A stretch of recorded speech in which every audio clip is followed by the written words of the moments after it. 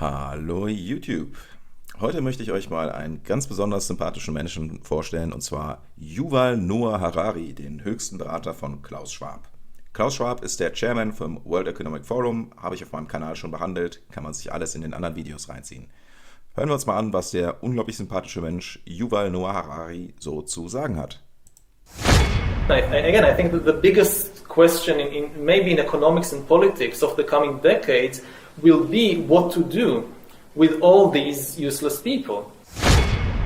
The problem is more boredom and what to do with them and how will they find some sense of meaning in life when they are basically meaningless, worthless.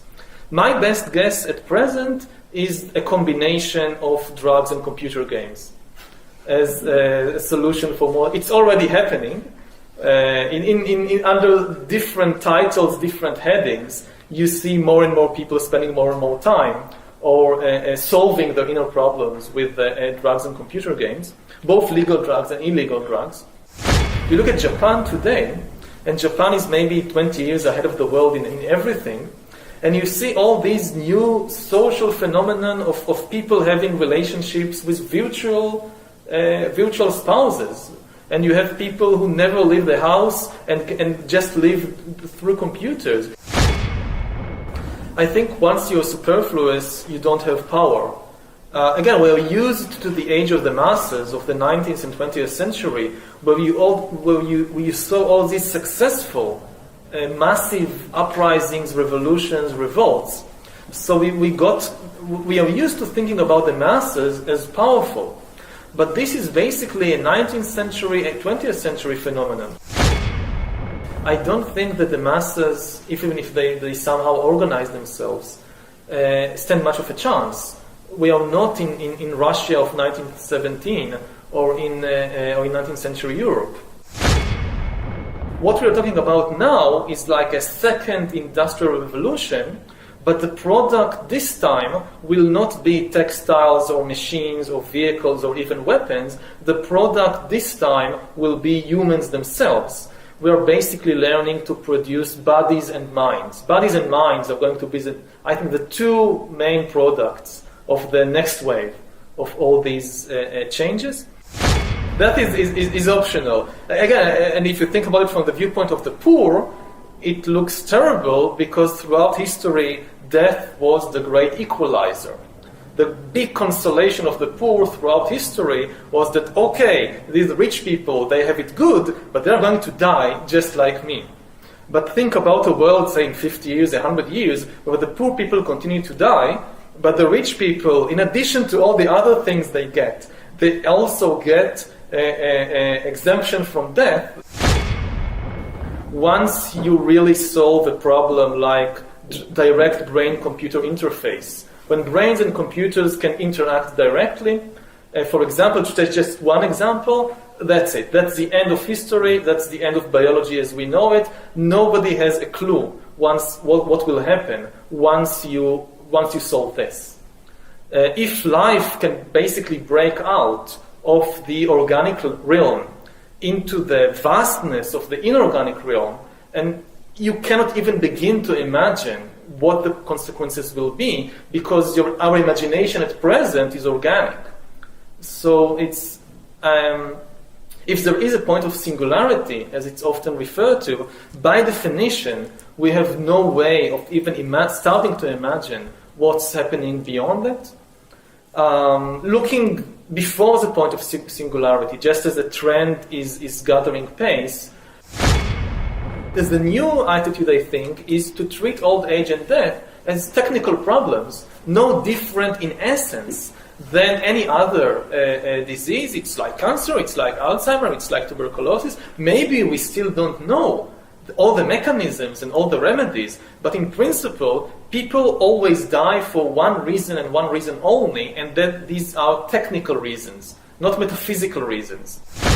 People today actually manage to live, many people, as isolated, alienated individuals. In the most advanced societies, many people live as alienated individuals with no community to speak about, with a very small family. It's no longer the big extended family. It's now a very small family, maybe just a spouse, maybe 1 or 2 children, and even they might live in a different city, in a different country, and you see them maybe once in every few months, and that's it.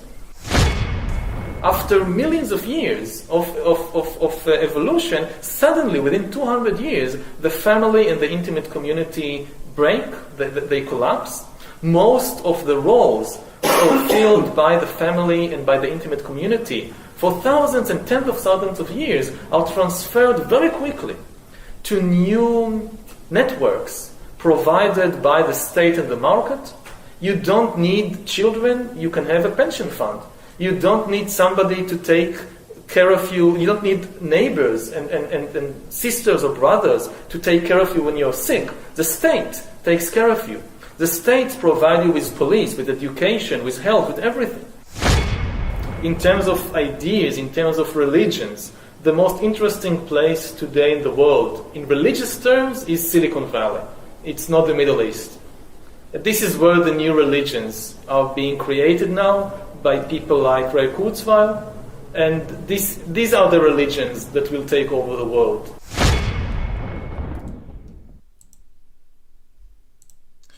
Ja, wie schon angekündigt, ein extrem sympathischer Mensch mit absolut vernünftigen Ansichten, die man ja nur unterstützen kann.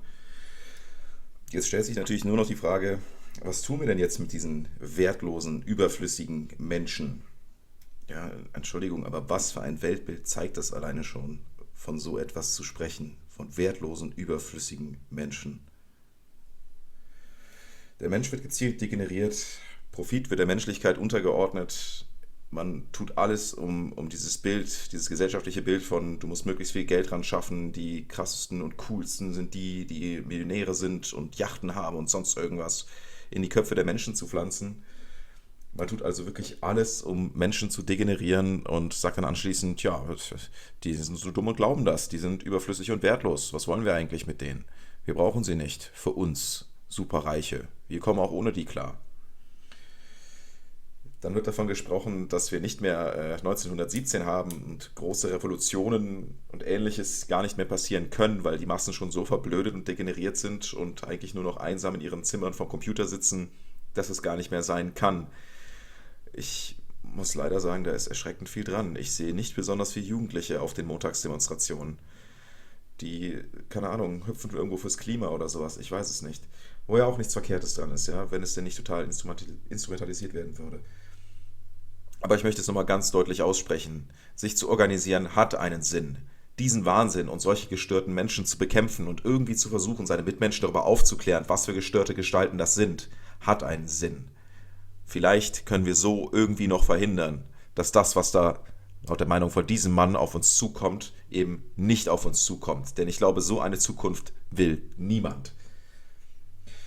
Ja, der nächste Schritt wird nämlich sein, Körper und Menschen und Bewusstsein selbst zu erschaffen. Ja, ob man dann da immer noch von etwas mit einer Seele sprechen kann, ich weiß es nicht. Das ist eine Frage für die Philosophen und für Menschen, die Religionen anhängen. Den Tod überwinden ist noch so ein großer Punkt. Wo kommen wir hin, wenn reiche, gestörte Menschen wie Bill Gates und Konsorten nicht mehr sterben, wenn sie ewig leben? Und das ist durchaus kein fiktionales, weit entferntes Zukunftsszenario. Es ist durchaus möglich, dass dieser Punkt schon längst erreicht ist. Die sogenannte Singularität, wenn man die Möglichkeit hat, menschliches Bewusstsein in Maschinen hochzuladen und damit de facto unsterblich zu werden. Ob das dann wirklich immer noch dieser Mensch ist oder einfach nur eine schlechte Farbkopie, die irgendwo hochgeladen wird, das ist dann wieder eine andere Frage. Auch wieder für Philosophen und Menschen, die Religionen anhängen. Man stelle sich mal kurz vor, die Singularität, eben diese Möglichkeit, wäre schon längst erreicht und Konsorten wie Bill Gates sind schon längst unsterblich, in Anführungszeichen, was auch immer diese gestörten Wahnsinnigen als unsterblich definieren. Ja, was würde dann wohl als nächstes passieren? Er spricht ja auch in einem Interview davon, dass keiner weiß, was passieren würde, wenn dann eben diese Singularität erreicht ist. Naja, so eine kleine Vermutung meinerseits. Das Erste, was man wohl tun würde, wäre, alle überflüssigen, alle wertlosen Menschen zu entsorgen. Und genau in diesem Prozess befinden wir uns gerade. Ja, die Familie wird gezielt zerstört. Der Staat soll an diese Stelle treten. Man hat ja eben da so Sätze gehört wie alte Menschen, ja, die Menschen generell brauchen keine Kinder mehr, denn sie haben ja eine Pensionskasse. der Staat übernimmt alle Aufgaben, also wozu braucht man eigentlich noch eine Familie? Dann kommt als nächstes, neue Religionen werden in Silicon Valley erschaffen. Silicon Valley ist ein Sammelbegriff für den Technikdschungel der USA. Ja? Also alle großen Technikunternehmen, Technikgiganten sitzen da im Silicon Valley und haben einfach da ihre Firmensitze. Und wie soll man das nennen? Eine Kultstätte des Transhumanismus, ja, des technischen Fortschritts in Anführungszeichen, und selbstverständlich bilden sich da tatsächlich sowas wie Religionen. Ich würde sie als Kulte bezeichnen. Ja, Kulte vollkommen gestörter Menschen, wie eben Yval Noah Harari, die dann genau solche Dinge in die Öffentlichkeit propagieren. Dass es überflüssige, wertlose Menschen gibt, dass der Mensch eigentlich abgeschafft gehört, dass die Reichen und Mächtigen irgendwann unsterblich werden, dass das auch schon alles so seine Richtigkeit hat, dass der Staat an die Stelle der Familie treten sollte, denn die Familie braucht eigentlich keiner. Menschen braucht eigentlich keiner. Wofür eigentlich? Was für ein gestörtes Wesen ist das eigentlich? Aber sei es drum. So viel nur zu diesem kurzen 5-Minuten-Interview oder 6-Minuten-Interview. Weiter geht's zu einer Rede von diesem wunderbar sympathischen Menschen auf dem World Economic Forum. We are probably one of the last generations of Homo sapiens, because in the coming generations we will learn how to engineer bodies and brains and minds. Now, how exactly will the future masters of the planet look like? This will be decided by the people who own the data. Now, why is data so important? It's important because we've reached the point when we can hack not just computers, we can hack human beings and other organisms. Now, what do you need in order to hack a human being? You need two things. You need a lot of computing power, and you need a lot of data, especially biometric data. But control of data might enable human elites to do something even more radical than just build digital dictatorships. By hacking organisms, elites may gain the power to re-engineer the future of life itself. Because once you can hack something, you can usually also engineer it. All of life, for 4 billion years, dinosaurs, amoebas, tomatoes, humans, all of life was subject to the laws of natural selection and to the laws of organic biochemistry. But this is now about to change. Science is replacing evolution by natural selection with evolution by intelligent design. Not the intelligent design of some god above the clouds, but our intelligent design and the intelligent design of our clouds, Ich möchte das nochmal ganz kurz zurückspulen, denn das sollte sich jeder wirklich zu Gemüte führen. Einfach um zu verstehen, welchen Menschen ihr da euer Schicksal in die Hand legt. Und mit ihr da spreche ich eben mit jedem, der so wahnsinnig war, sich diese Gentherapie in den Arm jagen zu lassen. Our intelligent design and the intelligent design of our clouds, the IBM cloud, the Microsoft cloud, these are the new driving forces. Ja, man ersetze treibende Kräfte durch Götter, denn das hätte dieser Mann gerne. Das ist die gesamte Agenda hinter dem World Economic Forum. Diese Menschen möchten gerne Gott sein. Und sie tun es. Sie spielen zurzeit Gott. Und der Großteil der Bevölkerung hinterfragt das nicht, sondern spielt da mit. Of evolution. And at the same time, science may enable life after being confined for 4 billion years to the limited realm of organic compounds. Science may enable life to break out into the inorganic realm. Humans are now hackable animals. You know, Menschen sind jetzt hackbare Tiere. Ja, erstens sind wir jetzt Tiere, für diesen Mann sowieso, und zweitens sind wir hackbar. Noch einmal, kann man fassen, was für ein Menschenbild dahinter steht, was dieser Mann darüber denkt, wie wir als Menschen zu betrachten sind. Denn, was soll ich sagen, ist dieser Mann ein Mensch? ich bin mir da nicht so ganz sicher. The whole idea that humans have, they have this soul or spirit and they have free will and nobody knows what's happening inside me. So whatever I choose, whether in the election or whether in the supermarket, this is my free will, that's over. Free will, that's over. Ja, muss man dazu noch besonders viel sagen? That's over. Over. Today, we have the technology to hack human beings on a massive scale.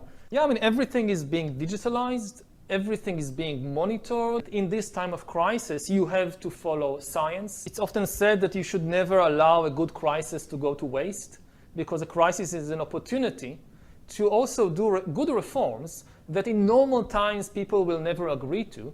But in a crisis, you see, we have no chance. So let's do it. Vaccine won't help us go The to the vaccine test, of course. will help us, of course. It will make things, more manageable. Surveillance, people could look back in 100 years and identify the coronavirus epidemic as the moment when a new regime of surveillance took over, especially surveillance under the skin, which I think is maybe the most important development of the 21st century. Man könnte jetzt meinen, ja, falls Opa Heinz hier gerade zuschaut und jetzt schon mit der Faust auf den Tisch sagt und haut und sagt, ich wusste, das ist auch einer von den Querschwurblern, Querdenkern, Nazis, rechts, links, irgendwas. Dieser Mann ist der oberste Berater von Klaus Schwab. Man informiere sich doch bitte einmal, wer Klaus Schwab ist, was das World Economic Forum ist. Diese Leute sind genau die Gegenseite in Anführungszeichen, ja, die eben die Impfung vorantreiben, die überhaupt erst diese Agenda der Impfung der weltweiten und aller Menschen gestartet haben.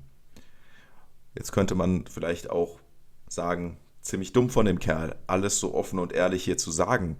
Das ist doch eigentlich im Grunde Beweis ohne Ende, dass die komischen Querschwurbler, Querdenker, alles, rechte Nazi, Linke, irgendwas, dass sie alle recht hatten, dass das alles stimmt. Warum sagt er das dann so offen in die Kamera? Ganz einfach, weil er es machen kann. Weil es, selbst nachdem er das gesagt hat, gibt es danach irgendwie jetzt große Revolution, großen Aufstand, die Leute stehen alle auf und schütteln die Faust in den Himmel und sagen, ihr habt uns verarscht, ihr wollt uns nur versklaven und kontrollieren. Und wer weiß, was in dieser Gentherapie wirklich drin ist, was sie wirklich in meinem Körper macht. Nein, gibt es nicht. Ihr schlaft weiter. Und so langsam, das muss ich mal so ganz hart aussprechen, frage ich mich wirklich, ob ihr es nicht besser verdient habt. Ja, ob man solchen widerlichen Menschen wie diesem Typ da nicht einfach recht geben sollte. Weg mit den wertlosen und überflüssigen Menschen. Das seid nämlich ihr. Versteht ihr das nicht? Es geht da um euer Leben. Es geht um eure Zukunft. Es geht um die Zukunft eurer Kinder. Es steht alles auf dem Spiel. Es geht um die menschliche Rasse als Ganzes. Is this ability to hack human beings, to go under the skin, collect biometric data, analyze it, and understand people better than they understand themselves. This, I believe, is maybe the most important event of the 21st century. By hacking organisms, elites may gain the power to re-engineer the future of life itself. Because once you can hack something, you can usually also engineer it. Natural selection is replaced by intelligent design. The era of inorganic life is now beginning. In the coming decades, AI and biotechnology will give us godlike abilities to re-engineer life and even to create completely new life forms. We are about to enter a new era of inorganic life shaped by intelligent design. Our intelligent design. Ja, sehr viel mehr ist doch eigentlich gar nicht mehr dazu zu sagen. Diese Menschen möchten gerne Gott sein und jeder, der sich unreflektiert diese Spritze reinjagen lässt, stimmt ihm zu und hilft ihnen dabei. Und naja, im Grunde stimmt er solchen Aussagen zu, wie dass er überflüssiger, wertloser Menschenabfall ist. Ja, der eigentlich eliminiert gehört, denn er hat keinen Nutzen, er hat keinen Sinn im Leben und muss einfach weg. Und jeder, der sich diese Spritze hat reinjagen lassen, und das ist jetzt meine persönliche Theorie, es gibt überhaupt keine Beweise und Fakten dafür, wird innerhalb der nächsten 5 bis 10 Jahre sterben.